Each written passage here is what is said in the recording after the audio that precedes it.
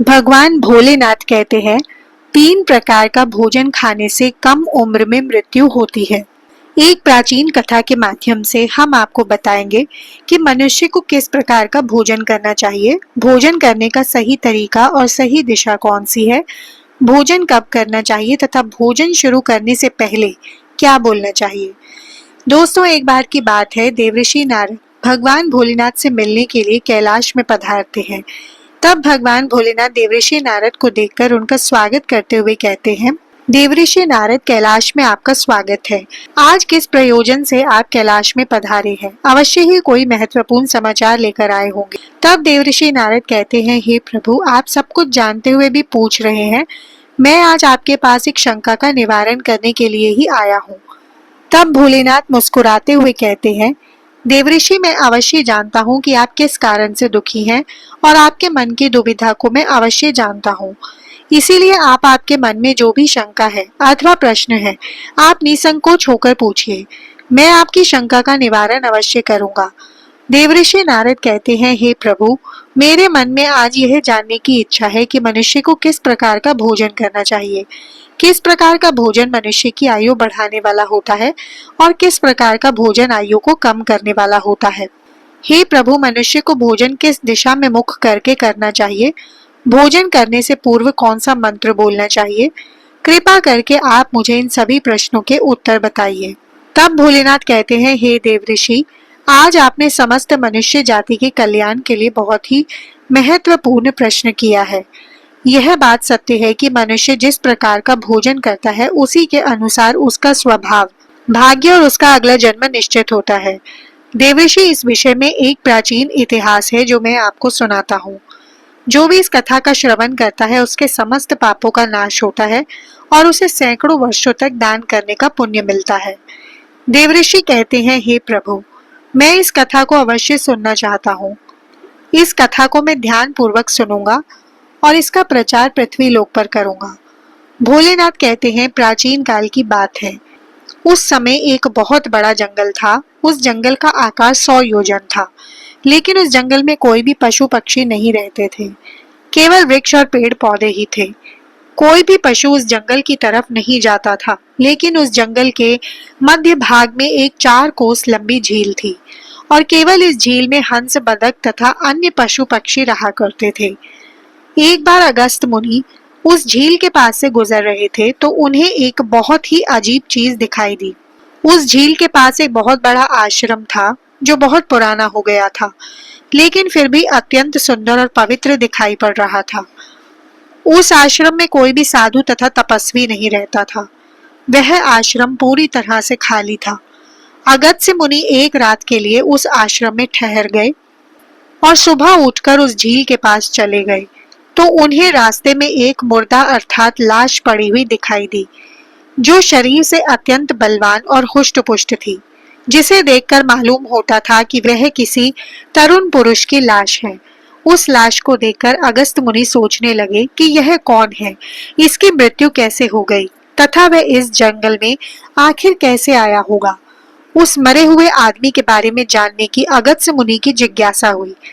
तभी अचानक आकाश में उन्हें एक दिव्य विमान आता हुआ दिखाई पड़ा और वह दिव्य विमान उस झील के समीप आकर रुक गया और इस विमान से एक दिव्य पुरुष रूप उतरा और उस झील में नहाने के लिए चल दिया। झील में नहाने के बाद वह बाहर आया और उस मुर्दे का मांस खाने लगा। उसने भर पेट मोटे ताजे मुर्दे का मांस खा लिया और फिर से विमान में बैठकर स्वर्ग की ओर जाने लगा। तभी अगस्त्य मुनि उस दिव्य पुरुष को आवाज लगाई, दिव्य पुरुष, तुम कौन हो? तुम देवताओं के समान दिखाई पड़ते हो, किंतु तुम्हारा भोजन बहुत घृणित है। तुम मुर्दे का मांस क्यों खा रहे हो? ऐसा भोजन भला कोई देवता कैसे कर सकता है? फिर उस स्वर्गवासी दिव्य पुरुष ने अगस्त्य मुनि की तरफ देखा और उन्हें हाथ जोड़कर प्रणाम करके कहने लगा, हे विप्रवर, आपको प्रणाम है। मैं आपको मेरी कहानी सुनाता हूँ। पूर्व काल की बात है। विदर्भ देश में मेरे महायशस्वी पिता राज्य करते थे। वह वासुदेव के नाम से तीनों लोकों में प्रसिद्ध थे और परम धार्मिक व्यक्ति थे। उनकी 2 पत्नियां थीं। उन दोनों पत्नियों में उन्हें एक एक करके 2 पुत्र हुए। मैं उनका सबसे बड़ा बेटा था। लोग मुझे श्वेत के नाम से जानते थे। और मेरे छोटे भाई का नाम सूरत था। पिताजी की मृत्यु के बाद मुझे विदर्भ देश का राजा बना दिया गया और मैं वहां सावधानी से राज्य चलाने लगा। राज्य करते हुए मुझे 1000 साल बीत गए। फिर एक दिन मुझे वैराग्य हुआ और मैंने राजपाट का त्याग करने का निर्णय लिया और मृत्यु पर्यंत तपस्या करने का निश्चय कर मैं जंगल में रहने के लिए चला गया। अपने राज्य को मैंने छोटे भाई सूरत को सौंप दिया और उसे राजा बना दिया। फिर इस झील के पास आकर मैं कठोर तपस्या करना आरंभ किया। 80,000 वर्षों तक मैं इस झील में तपस्या की और उसी के प्रभाव से मुझे ब्रह्मलोक की प्राप्ति हुई। लेकिन ब्रह्मलोक पहुंचने के बाद भी मुझे भूख और प्यास अधिक सताने लगी। मेरी सभी इंद्रियां तिलमिला उठी और फिर ब्रह्मलोक के सर्वश्रेष्ठ देवता ब्रह्मा जी से पूछा, भगवान, मैंने तो सुना है कि ब्रह्मलोक में किसी भी प्राणी को भूख प्यास नहीं लगती है, फिर मुझे भूख और प्यास क्यों लग रही है? ये मेरा पीछा क्यों नहीं छोड़ रही है? कृपया आप मुझे बताइए कि मैं किस चीज का सेवन करूं। फिर ब्रह्मदेव ने कहा, हे राजन, पृथ्वी पर दान धर्म करने पर ही व्यक्ति इस लोक में भूख प्यास से मुक्त हो जाता है, लेकिन तुमने अपने जीवन में कभी दान नहीं किया, किसी भीख मांगने वाले को भीख तक नहीं दी। तुमने राजमहल में रहकर भी द्वार पर आए अतिथियों को भोजन नहीं दिया। तुमने सदैव ही उत्कृष्ट भोजन किया है। बिना स्नान किए ही तुम भोजन किया करते थे। भोजन शुरू करने से पहले तुमने ईश्वर का धन्यवाद नहीं किया। स्वादिष्ट भोजन को दूसरों को दिए बिना ही तुमने उसे ग्रहण किया। इसी कारण से तुम्हें यह पाप लगा है। इसलिए तुम्हें ब्रह्मलोक में भी भूख और प्यास का कष्ट उठाना पड़ रहा है। जीवित रहते हुए तुमने अनेक प्रकार के आहारों का अकेले ही सेवन किया है। अनेक प्रकार के पकवान तुमने अकेले ही खाए हैं, दूसरों को नहीं दिए हैं, जिससे तुम्हारा शरीर तो बलवान बन गया, किंतु तुम्हारा पुण्य क्षीण हो गया। अब तुम्हारे लिए एक ही उपाय है। उस झील के पास तुम्हारा शरीर पड़ा हुआ है, तुम उसी का मांस खाकर अपनी भूख मिटाओ। ब्रह्मा जी द्वारा इस प्रकार से कहने पर राजा ने कहा, हे प्रभु, अपने शरीर का भक्षण कर लेने के पश्चात मेरा क्या होगा? उसके बाद मैं क्या खाऊंगा? मेरे खाने के लिए कुछ भी शेष नहीं रहेगा। कृपया कुछ ऐसा भोजन बता दीजिए जिसका भक्षण कर लेने पर भूख मिटाई जा सके और जो कभी खत्म न हो।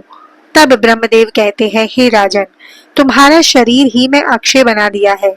तुम उसे रोज खाओगे फिर भी यह समाप्त नहीं होगा। वह दूसरे दिन फिर से ताजा हो जाएगा। इस मृत शरीर के अंग फिर से उग जाएंगे और तुम उन्हें फिर से खा सकोगे। और जब तुम अपने शरीर का मांस खाते हुए 100 वर्ष बीत जाएंगे, उसके बाद तुम्हारी इसी जंगल में महर्षि अगस्त पधारेंगे और उन्हीं के द्वारा तुम इस पाप से मुक्ति पा सकोगे। इस प्रकार से राजा ने सारी हकीकत महर्षि अगस्त्य को बता दी और कहने लगे, हे विप्रवर, मेरा शरीर कभी नष्ट नहीं होता है और मैं रोज आकर अपने शरीर का मांस खाता हूँ। न जाने कब मुनि अगस्त्य यहाँ पधारेंगे और मुझे इस कष्ट से मुक्ति दिलाएंगे। ऐसा सोचते हुए मुझे 100 वर्ष बीत चुके हैं और मैं आज भी उनकी राह देख रहा हूँ। राजा श्वेत का इस प्रकार से कथन सुनकर महर्षि अगस्त्य बोले, अच्छा, तो तुम्हारे सौभाग्य से ही मैं यहाँ आया हूँ। मैं ही मुनि अगस्त्य हूँ, और बोलो, मैं तुम्हारी किस प्रकार से सहायता कर सकता हूँ? तब राजा अत्यंत प्रसन्न होते हुए जमीन पर लेटकर महर्षि अगस्त्य के चरणों को वंदन करने लगे। राजा श्वेत बोले, हे मुनि, कृपा करके आप इस घृणित आहार से मुझे मुक्त कीजिए तथा जिस पाप के कारण मुझे ये प्राप्त हुआ है उस पाप से भी मुझे मुक्त कीजिए, जिसे मुझे अक्षय लोक की प्राप्ति हो सके। ऋषि, मैं आपको ये दिव्य आभूषण भेंट करता हूँ, कृपया आप मुझ पर कृपा करें। राजा की दुख भरी बातें सुनकर मुनि को उस पर दया आ गई। जैसे ही राजा ने वह दिव्य आभूषण महर्षि अगस्त्य के हाथों पर रखा, इसी समय उनका मृत शरीर अदृश्य हो गया और फिर वे उस पाप से मुक्त हो गए। फिर महर्षि अगस्त्य से आज्ञा लेकर वे उस दिव्य विमान में बैठकर ब्रह्मलोक को चले गए। इस प्रकार से उस राजा श्वेत को दान न करने के पाप से मुक्ति मिली। भगवान भोलेनाथ कहते हैं, हे देव ऋषि, इस प्रकार से उच्च भोजन करने के कारण ही विदर्भ देश के महाराज को ब्रह्मलोक में रहने पर भी तृप्ति नहीं मिली और उन्हें पृथ्वी लोक पर आकर स्वयं का ही मांस खाना पड़ रहा है। देव ऋषि, अब मैं तुम्हें भोजन के नियम बताता हूँ, आप इसे ध्यान से सुनिए। भोजन शुरू करने से पहले थोड़ा सा अन्न भूमि पर रखना चाहिए ताकि देवता, पशु पक्षी, सर्प, दैत्य तथा प्रेत पिशाच जो अपने कर्म बंधन से बंधे हुए हैं उन सभी को अन्न की प्राप्ति हो। यदि भोजन करते समय कोई अतिथि आ जाए तो उसका स्वागत करें और उसे आसन देकर प्रणाम करके उसका सत्कार करें। फिर उसे श्रद्धा पूर्वक भोजन करा के विदा करें, क्योंकि जिसके घर से अतिथि निराश होकर लौट जाता है उसे वह पाप देकर उसके शुभ कर्मों को ले जाता है।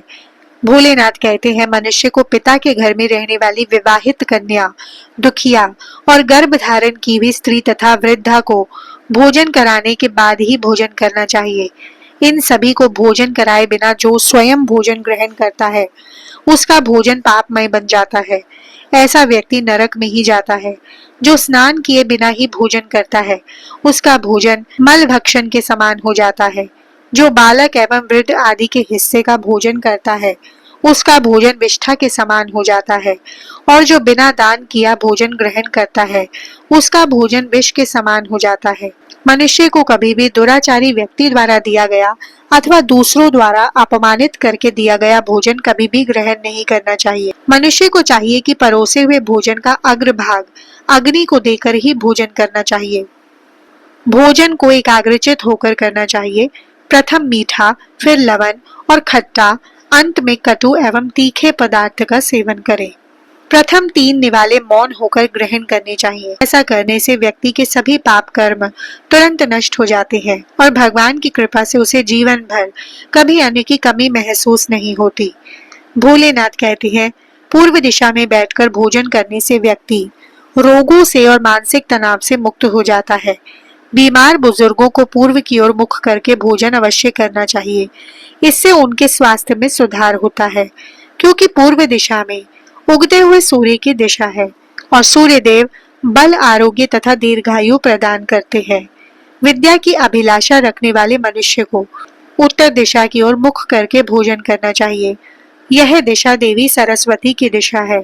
ध्यान रहे, दक्षिण दिशा की ओर मुख करके भोजन ना करें, यह मृत्यु की दिशा होती है। इस दिशा में मुख करके भोजन करने से आयु कम होती है। टूटे फूटे बर्तनों में भोजन नहीं करना चाहिए, यह दुर्भाग्य को निमंत्रण देता है। भोजन हमेशा स्वच्छ थाली में ही करना चाहिए। गंदी थाली में भोजन करने से जीवन में दुर्भाग्य आता है। एकादशी के दिन तामसिक अन्न का सेवन ना करें। जो मनुष्य एकादशी के दिन तामसिक अन्न अर्थात मांस का सेवन करता है, लक्ष्मी उसे छोड़कर चली जाती है। भोजन का अपव्यय करना अनर्थ माना गया है, इसलिए थाली में जितना आवश्यक हो उतना ही भोजन लें। अगर कोई व्यक्ति साथ में भोजन कर रहा हो तो उसका भोजन समाप्त होने तक उठकर नहीं जाना चाहिए, इससे पितृदेव नाराज हो जाते हैं। भोजन के बाद थाली में ही हाथ धोना अनुचित माना गया है। थाली में हाथ धोने से अन्न का अपमान होता है। भोजन के बाद थाली में हाथ धोने वाले लोग नीच योनि में जन्म लेते हैं। सबसे महत्वपूर्ण बात ध्यान रहे कि व्यक्ति को बिस्तर पर बैठकर कतई भोजन नहीं करना चाहिए। ऐसा करने से व्यक्ति कई प्रकार के रोगों से ग्रसित हो जाता है। भोजन केवल जमीन पर आसन बिछाकर उस पर बैठकर ही करना चाहिए। भोजन करते समय दिशाओं का ध्यान रखना बहुत आवश्यक होता है। यदि गलत दिशा में बैठकर अथवा गलत दिशा में मुख करके भोजन करने से व्यक्ति को उसके अनिष्टकारक परिणाम प्राप्त होते हैं। जिस भोजन के ऊपर से कोई पैर रखकर चला गया हो अथवा कोई व्यक्ति भोजन को लांघ कर गया हो तो ऐसे भोजन को कभी नहीं खाना चाहिए। ऐसा भोजन अशुद्ध हो जाता है। ऐसे भोजन को पशुओं को खिला देना चाहिए। दूसरों के द्वारा लांघा गया भोजन खाने से मनुष्य की आयु कम हो जाती है और उसके शरीर में भिन्न भिन्न प्रकार के रोग उत्पन्न होते हैं। यदि भोजन में बाल निकल आता है तो ऐसा भोजन त्याज्य हो जाता है। यदि अन्न में बाल निकलता है तो उसे कभी ईश्वर को प्रसाद के रूप में नहीं चढ़ाना चाहिए। ऐसा भोजन प्रेतों को प्राप्त हो जाता है। भोलेनाथ कहते हैं, मनुष्य को दूसरों के लिए परोसा हुआ भोजन नहीं खाना चाहिए।